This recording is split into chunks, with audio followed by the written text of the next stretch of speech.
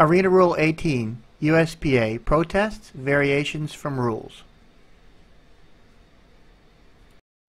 If you're reading this rule or you're listening to this, you probably are interested in making a protest. So if that's the case, you need to know how, when, and what can you protest.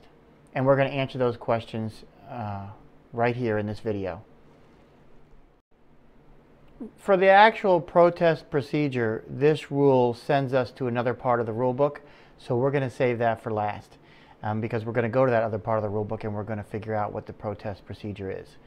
Okay, so with that being said, let's do the other parts of the rule first. What can you not protest? You cannot protest the scorekeeping or the timekeeping once the final horn of the game has sounded. Okay? So what you're going to do is if the score is wrong or something's wrong with the timing or you're upset about the clock not being started properly or whatever it is, bring it to the attention of your umpire immediately before the end of the game. And your umpire will have to deal with it at the next dead ball situation before the end of the game. So I want to know about score immediately. Is the score wrong? Stop before it gets any worse and we get more confused, and let's figure it out. Okay, there's ways to do that. Secondly, timekeeping. If something's wrong with the clock, let's stop. You know, at the next dead ball, let me add time to the clock if they didn't start it on time, or take away time from the clock if they started too early, and let's get the timekeeper straightened out so they know what they're doing. Okay, need to know it immediately. Once the final horn sounds, you're done. Don't even bring it up. Don't even want to talk about it because there's nothing we can do. Okay, so know that. Once we get to the actual procedures for protests, you can only protest the actions or the manner in which the host tournament committee and the officials did something, and that something must be non-discretionary. And discretion is judgment. So it has to be something, some issue that the umpires of the host tournament committee did not use their own independent judgment, could not use their own independent judgment for. Has to be something that's not up for debate. You know, somebody uses their judgment. No. It has to be a non-discretionary item, meaning it has to be something that must be done according to the rules without any judgment whatsoever. It's like a procedural item. Okay? That's something you can protest. Things that just come to my mind immediately would be the handicap, perhaps, of a player, if were actually dues were paid or not, that kind of thing, that don't involve judgment. That's just a fact, and that fact was allowed wrongly. So you need to straighten that out. You cannot protest umpires' judgment, a foul being called or not being called. You can't protest that. Okay. In a USPA tournament, you must enforce the rules. You, meaning host tournament committee and umpires, must enforce the USPA rules.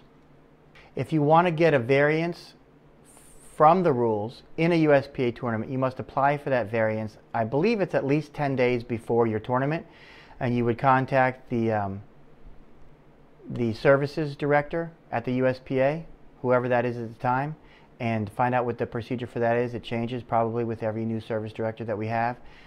But there is a procedure for that. What you'll do is you'll write in, email in, maybe even call first, and then email in what it is that you want to change, what rule you want to change, and what you want it changed to. And then the services director will put that in writing and sign it, and there's your variance. And then you can go ahead and do that. Without that, you can't do it. Okay? You cannot use a rule that you made up in a USPA tournament. Okay? You can't do it. You need the variance signed by staff of the USPA. Okay, and I think Director of Services is the one to go to for that. That silliness. Now Rule 11 is going to send us to the Association's Sport Protest Procedures, Part 3 of the Association's Disciplinary Procedures Policy.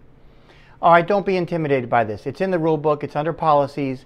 The Sport Protest Procedures of the USPA are designed to provide a process by which disagreements with non-discretionary decisions and actions of the host tournament committee and or their officials may be protested. What does that mean? that means this is the way you can protest it if you don't like what happened. If it was a non-discretionary item and you feel you got cheated, this is how you do it. Okay, before we go any further, we need to mention who can protest. So we're assuming that you participated in the event. So you have to be a member of the USPA, which you would be because you're playing in the USPA event. You must have participated in the event, so you're probably a player. Okay. Or you can be an official of the event. The umpires or anybody on the host tournament committee can file a protest. Or any officer or governor of the association. So if you're an officer or governor of the association and you see something that's not right, you can file the protest yourself. Okay, before you make your protest, I want you to quickly go to this part of the rule book and double check me. There might be a lag time if they change this and I don't have it up quick enough and something happens, so double check it in the rule book. But as of now, within 8 hours of the disagreement, verbally mention your intent to protest to a member of the host tournament committee, circuit governor, USPA CEO, or the chairman, any of those people. Then within 24 hours of the disagreement, write out your protest, sign it, and mail it or email it, most people email, to the CEO or chairman of the USPA at the address on the website. Email addresses are also on the website. They will take it from there and you're done. You will be notified of the results.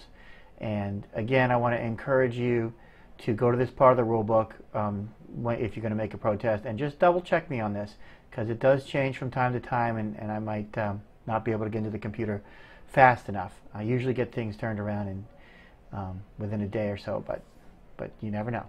All right. What happens now is, now that it's been done properly, it's received by the CEO. Okay, he or she is going to investigate or cause to be investigated, which means we'll assign it to one of his or her staff, and they will do a full investigation on what you're protesting, okay, if you're correct about the rule, and if you're correct about the rule having been violated and it not been a discretionary matter. So they'll call and interview witnesses, the host tournament committee, maybe some of the other players. Whatever they decide to do to investigate it, they'll conduct a complete investigation. The investigation will be reported to the Chief Executive Officer, who will in turn report it to the Executive Committee of the USPA. That's a group of governors that are on the Executive Committee. Once the Executive Committee receives the investigation from the CEO, they are supposed to provide a ruling within 48 hours of receiving the investigation.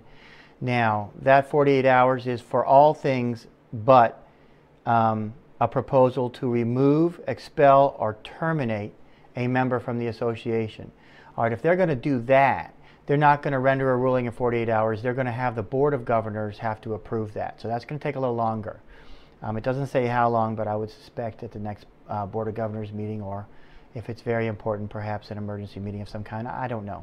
It might be buried in the bylaws somewhere. But if it's not that, which it generally isn't, because that's a pretty severe situation, you're looking at a decision within 48 hours of the investigation being completed, given to the CEO, and the CEO submitting it to the Executive Committee. Then in 48 hours they'll render their decision. Once the Executive Committee renders their decision, and that decision is rendered in 24 hours from the rendering of that decision, you, the protestor, will receive the result in writing of what happened. What happened to your protest. What did they do? They can do whatever needs doing.